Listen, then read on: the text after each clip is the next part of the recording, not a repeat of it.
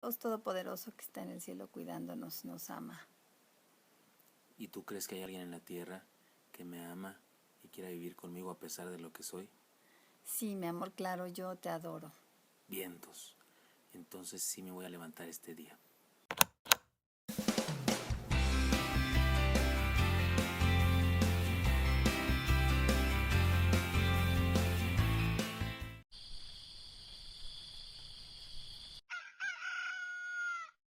Ay, mi vida, mi vida.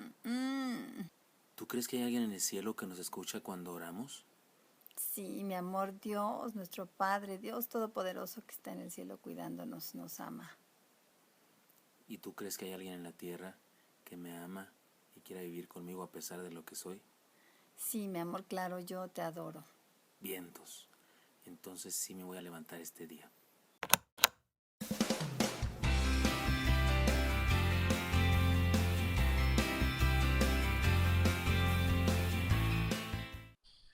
Dios les bendiga, hermanos. Qué gusto saludarles en este martes 24 de noviembre. Soy el pastor Gilberto Gutiérrez de la Iglesia Bautista Ores de México y me da mucho gusto estar con ustedes. Seguimos adelante. Prioridades de líder, le hemos llamado a esta serie de devocionales, esta miniserie dentro de toda la serie, Prioridades de líder. Seguimos adelante con la vida de Ezequías. Ahora estamos llegando a su fin y no estamos tomando versículo a versículo como hemos hecho en otras ocasiones, sino un texto más completo, porque han de saber los que recién se han integrado a los devocionales con el Paz. Quiero decirles que la vida de Ezequiel ya la habíamos estudiado en el segundo libro de Reyes. De hecho, ahí está un contexto más amplio, pero ahora estamos enfocándonos desde el punto de vista del cronista o los cronistas que escribieron este libro y encontrando algunas enseñanzas.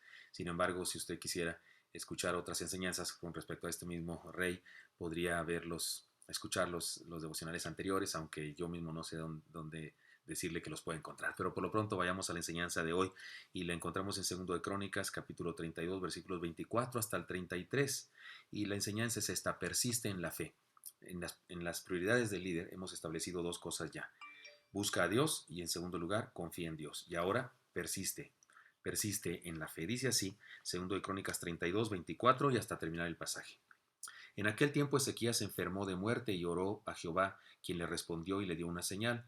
Mas Ezequías no comprendió el bien que le había sido hecho, sino que se enalteció su corazón, y vino la ira contra él y contra Judá y Jerusalén. Pero Ezequías, después de haberse enaltecido su corazón, se humilló él y los moradores de Jerusalén, y no vino sobre ellos la ira de Jehová en los días de Ezequías. Y tuvo Ezequías riquezas, gloria, muchas en gran manera, y adquirió tesoros de plata y oro, piedras preciosas, perfumes, escudos y toda clase de joyas deseables. Asimismo hizo depósitos para las rentas del grano, del vino, del aceite, establos para toda clase de bestias y apriscos para el ganado. Adquirió también ciudades y hatos de ovejas y de vacas en gran abundancia, porque Dios le había dado muchas riquezas. Este Ezequías cubrió los manantiales de Gihón, la de arriba, y condujo el agua hacia el occidente de la ciudad de David, y fue prosperado Ezequías en todo lo que hizo. Mas en lo referente a los mensajeros de los príncipes de Babilonia que enviaron a él para saber del prodigio que había acontecido en el país, Dios lo dejó para probarle, para hacer conocer todo lo que estaba en su corazón.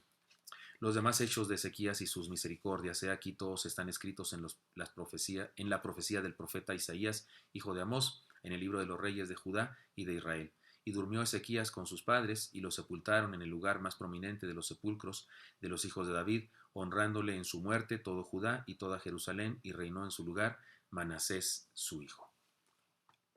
Y tiene razón el escritor, por supuesto que tiene razón en la palabra de Dios, que no solamente está en Segundo de Reyes, capítulo 20, esta historia, sino que también está en las profecías de Isaías, en donde también se cuenta, porque Isaías tuvo interacción con este rey. Pero ¿qué nos enseña este pasaje final de la vida de Ezequías? Yo encuentro esta enseñanza: persiste en la fe, persiste en la fe.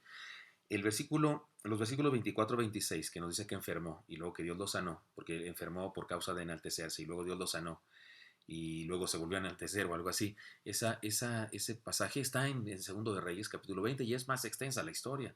Y la verdad es que es mucho más extensa, y llega el profeta y le dice que qué señal, porque primero le dice que se prepare porque va a morir, porque ha sido probado en balanza y ha sido hallado falto, y luego después él se arrepiente, clama a Dios, y el profeta le dice que va a ser un milagro, una señal, que si quiere que la sombra del reloj, había un reloj, y casualmente tengo un reloj aquí de sol, este es un reloj de sol, bueno, si se pone en una latitud determinada, en algún lugar se pone, produce una sombra. A ver, aquí no se produce ninguna sombra, pues no, creo que no, pero se produce una sombra y se va marcando las horas, pero el reloj era enorme, en este caso era enorme porque era todo el edificio, pero hay toda una historia al respecto.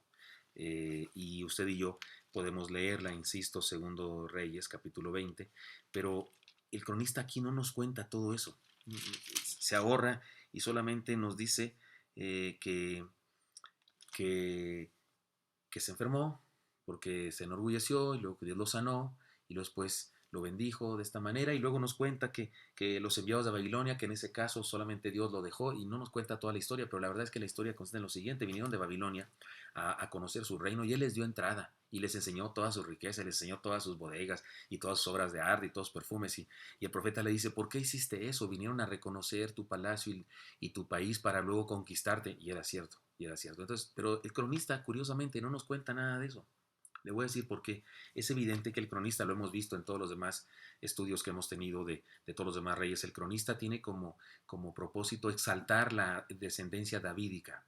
Tiene como propósito exaltar a David, el rey, y a sus descendientes, especialmente a los que se portaron bien.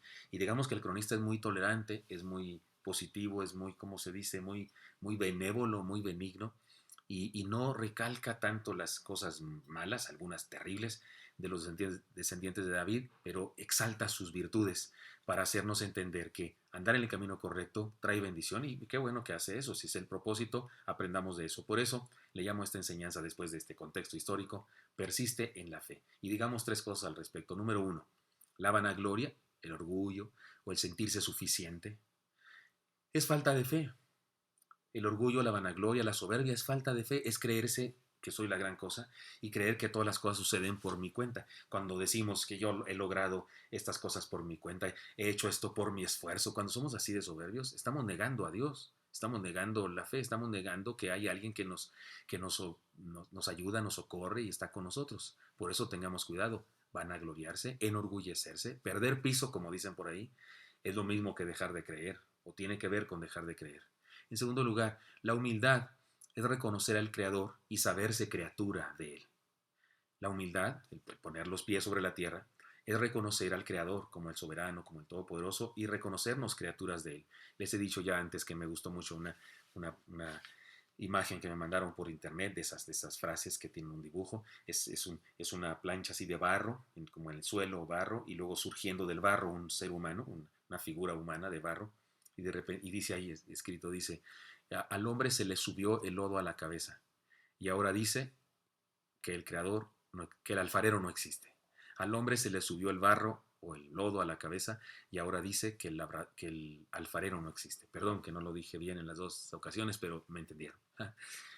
Es verdad, la soberbia es negar la fe. Y la humildad es reconocer al Creador y reconocernos criaturas de Él. Reconocernos que nos hizo, nos puso en la tierra con algún propósito y nos ha dado capacidades y nos ha dado dones y quiere que los usemos para su honra y para su gloria. Y somos sus criaturas y punto. Y le echamos todas las ganas para honrarlo.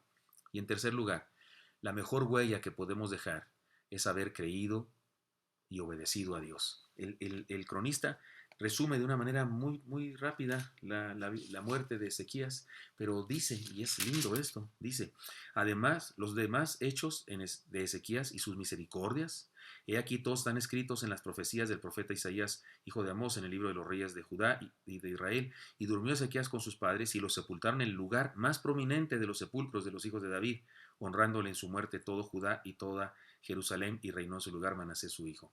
Le da honra el cronista y nos explica que lo sepultaron en el más prominente sepulcro para ayudarnos a entender que hizo cosas buenas y que las cosas buenas que hizo son dignas de imitarse y que vale la pena recordar las cosas buenas. De hecho, esta es otra enseñanza, ¿no? Aquí que es extra de lo que hemos dicho ya.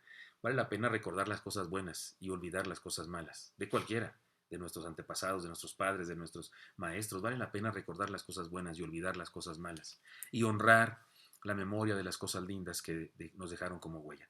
Esta es la enseñanza entonces para nosotros hoy. Entre las prioridades del líder, la número 3, porque le hemos puesto números, ¿se acuerda? La tercera prioridad del líder es esta: persiste en la fe, porque la vanagloria es falta de fe. La humildad es reconocer al Creador y sabernos sus criaturas. y la mejor huella que podemos dejar a otros es haber creído y haber obedecido a Dios. Espero que esto sea útil para usted y para mí, hermano, y que nos haga mejores personas, mejores líderes. Le deseo lo mejor, sea usted político, maestro, empresario, deportista, papá, sea lo que sea, que Dios lo use y le dé éxito. Señor Santo, bendice a mis hermanos y hermanas, y te pido que hagas de nosotros los líderes que tú necesitas para transformar el mundo. Te lo pedimos en Cristo Jesús. Amén. Dios los bendiga, hermanos. Nos vemos el día de mañana. Hasta luego.